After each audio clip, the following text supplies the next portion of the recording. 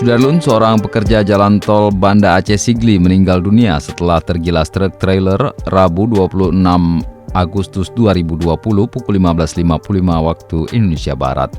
Kejadian itu menjadi kecelakaan pertama di jalan tol tersebut setelah dilakukan peresmian oleh Presiden Joko Widodo Selasa 25 Agustus 2020.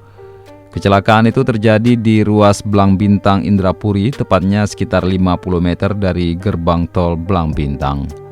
Berdasarkan informasi yang dihimpun serambinews.com, korban yang bernama Mas Rijal, 37 tahun, warga Lampisang Tunong, Kecamatan Selimum, Aceh Besar, dan merupakan awak truk trailer tersebut.